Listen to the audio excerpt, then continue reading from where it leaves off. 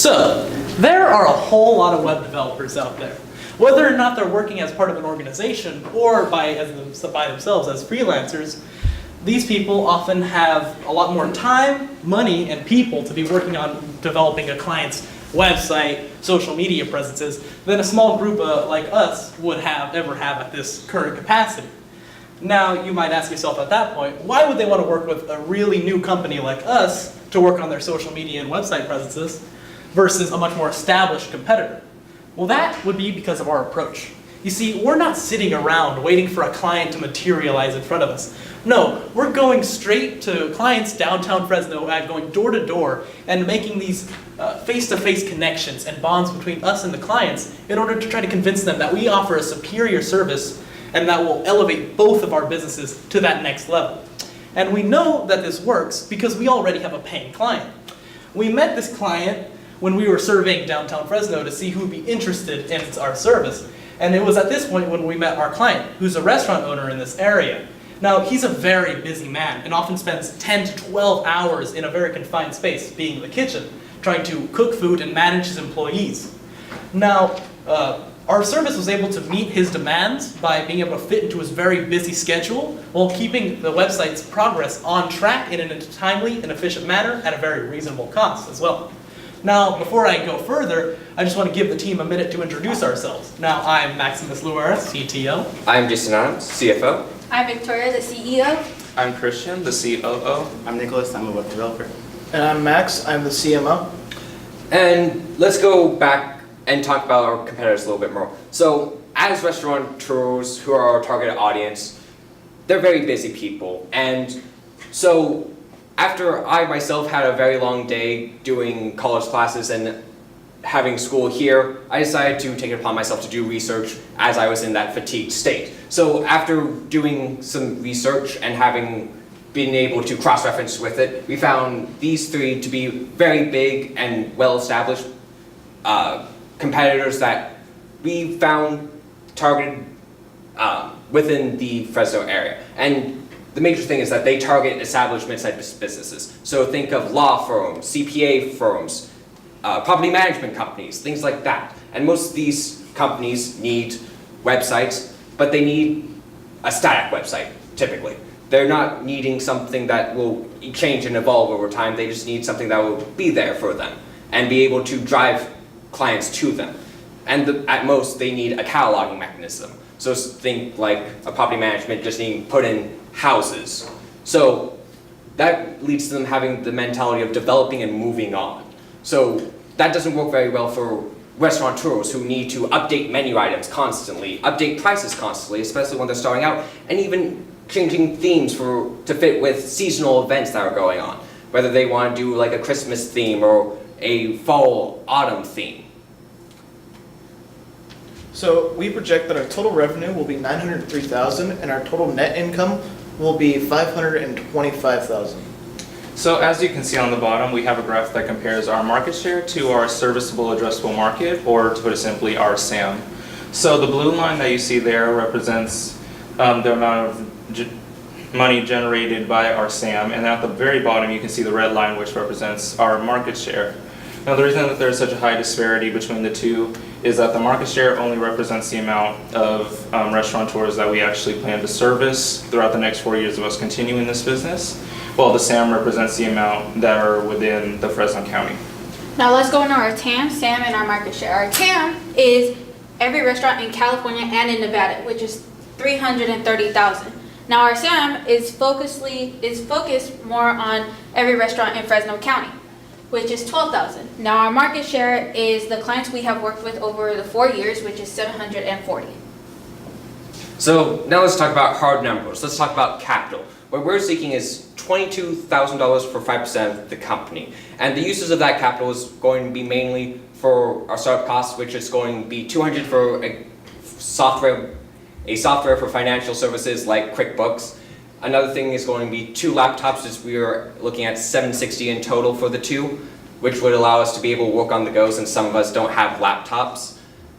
Another thing is a camera, since restaurants like to be visual and have to show their food. Some of them won't have it, so having a camera on hand to take nice photos that are semi-professional is nice to have as a service. as well as $1,500 for various courses within online marketing, web development to get more advanced skills and be more competent with it and be able to work much more efficiently with it, as well as courses within the software service that we're using. And a $19,000 liquidity cushion, most of which will be used for consulting fees, which we will get to when we're talking about our 4-year plan. As for the proposed structure, like I said before, it's 5% for $22,000, I'm sorry. And that comes in with a PMV from $441,000 and a discount rate already built in of 27.5%. The estimated return for investor would be $44,000, which would net you a 2x money multiple, and of course give you an IRR of 25% since it would be over the 4 years. And now we'll go over into our exit strategy, which is going to be selling to a strategic buyer at the end of 4 years for a minimum of a 2x net income sell. And now we'll go over into Maximus, who's going to talk about the 4-year plan, which you can follow along on the last 2 pages of the investor packet. Well, starting off with year 1, what our main focus is going to be on is to really be putting our name out there in the Fresno County and making it so that clients know who we are beforehand. So what we have to accomplish is to really put our nose to the grind. This means taking as many clients as we possibly can within our current capacity, along with developing techniques and methods in order to streamline development in order to decrease costs and time associated with that development. Now this leads into year 2, in which we work with contractors and other developers in order to further increase our ability to handle greater and greater workloads, along with trying to get as many clients as possible onto our monthly subscription maintenance plan.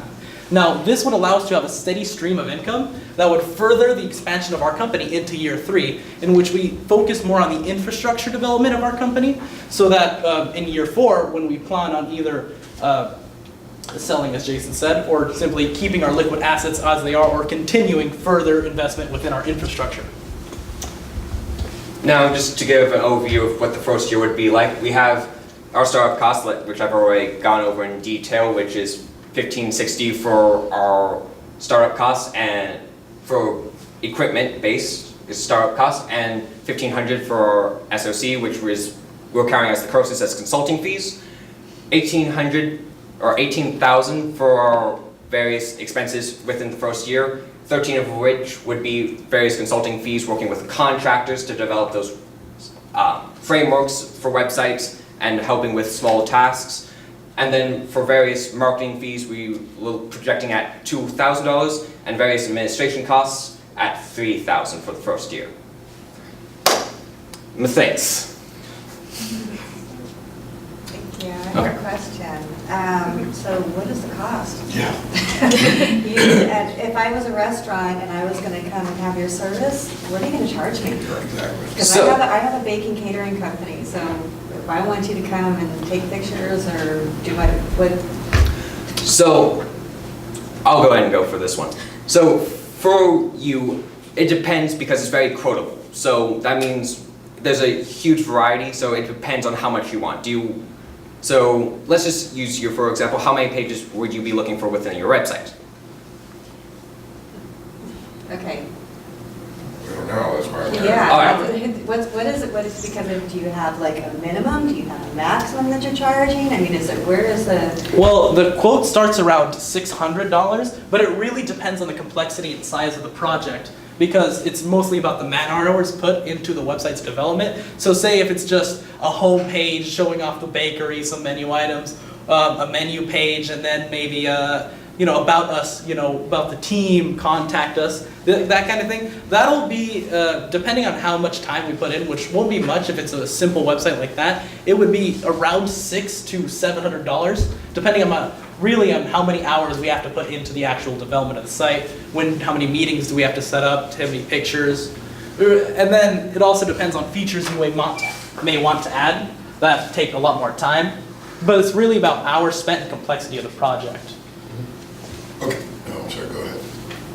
For your current customer, this restaurant owner in downtown Fresno, how did you price his package? Did you sit down and do a consultation with him with what he was looking for? Yes, that's exactly what we did, is that we were taking into consideration what he was looking for, because he wanted a, not necessarily complex site, but just something that would be able to show off certain features within his location. So it was a patio that he wanted to show off, as well as the storefront, some menu items, as well as having about us showcasing his wife, who also is the owner of the business and does a large portion of it as well, and to kind of tell their story of what the business is like.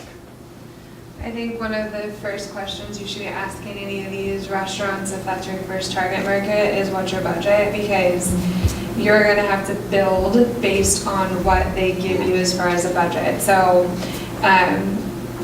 just saying we don't know how many hours it's gonna take us, if I get stopped with a bill that is $3,000 when I was told $600 in the beginning, it's not gonna go over well, especially if I'm expecting my website to be maintained month to month. So that needs to be clearly communicated. I do think there should be somewhat of a cost structure that's developed ahead of time, not just a fly by the seat of your pants based on restaurant to restaurant. We have a hard cost business that we're in, and that's always still the first question that we get is how much is this gonna cost me? And our answer is, we have to put together the quote based on what we discussed, but what's your budget? And then I'm gonna steer you in one direction or the other. So that is a huge piece of this, and most ad agencies that you work with can answer that question when you sit down in an initial meeting, is give you a ballpark as to how much it's gonna cost. And then there'd be add-on features, like if you want the photography package, it's gonna be this. If you want a video about your business that's gonna be on the website, it's gonna be this. If you wanna add Google AdWords to the website, it's gonna be this. Are we linking to blogs or, you know, social media pages and stuff like that? So, but definitely that should be something that is 100% included in this presentation when you're going to investors or to sit down with business owners, is having an idea of that, because it's going to be frustrating for a business owner to not be able to say like, well, I don't even know if I'm going to be able to get what you're offering me without having an idea of that cost, you know. I think it would have made your presentation more effective if you had something like that up front, showed us a sample site, and here's maybe a quick menu of our services. We can do this, this, and this, like they're talking a sample structure, and we'll build a quote for you based on when we sit down and go through your needs. But here, so because it was a little confusing, and I don't think the restaurant image, at first it was like, okay, the restaurant, but then it kept going. It really didn't give me any sense of what your business is, what your business idea is, or your structure is. To add on to what Elisa said, the visual would have been good, even though you had your picture of your restaurant, the owner in the kitchen, but that didn't give us a sense of what you were really doing, because then you said, oh, the menu, you know, pictures of food. So if you would have had that on there, that would have at least helped us a little bit more understand what it was that you were doing. I do like the idea though of you guys focusing on the local restaurants and businesses that aren't static, because like, yeah, if you pay this big lump sum of money for a website and then it's like, okay, now what? Like I have 3 new products that I want to feature and my ad agency's on to the next, or my web developer's on to the next. So I think that's a great niche for you guys to focus on. But then to twofold off of the base structure of how much it's going to cost is, what does my maintenance fee look like and what goes into that maintenance fee? And, you know, is there a 1, 2, 3 package of, you know, Google AdWord or search word fixing, or does that include new photos on my website, new tags? What does that include for my monthly maintenance or my bi-monthly maintenance, as some companies would expect? So There's also a huge opportunity there with that. If you are going to focus on businesses that need to be continually updated, like restaurants, that's how you can really build your continual revenue stream, because that's just maintenance, and then you'll keep building new websites and building that maintenance fee on top of that. So there's a huge opportunity there.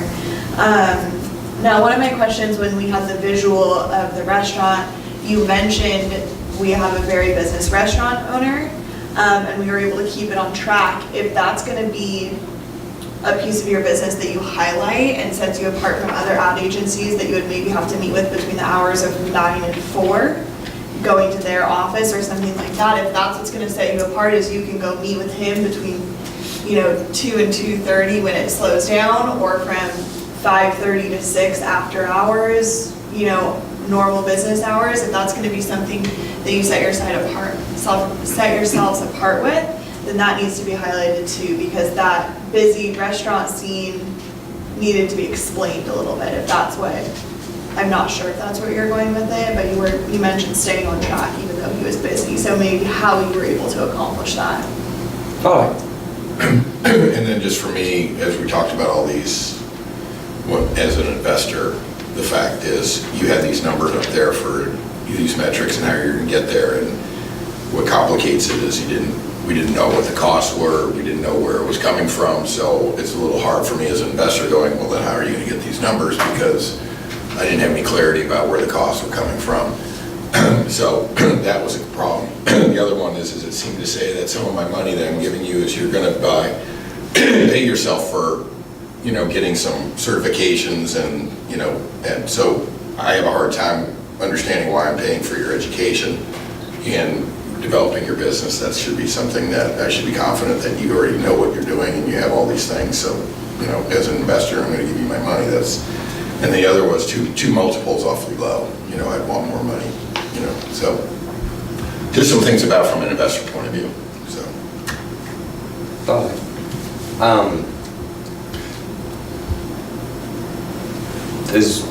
I don't 100% know how to respond to that question because it's not really facing. I think it just comes back to is that if you have more clarity on some of the things that we just talked about, the pricing, you had modules, how many, so then I'd say, okay, we need X amount of people that have this kind of module, X amount of people for this module or whatever per year, then I can see how you're going to get to the metrics that you're looking for.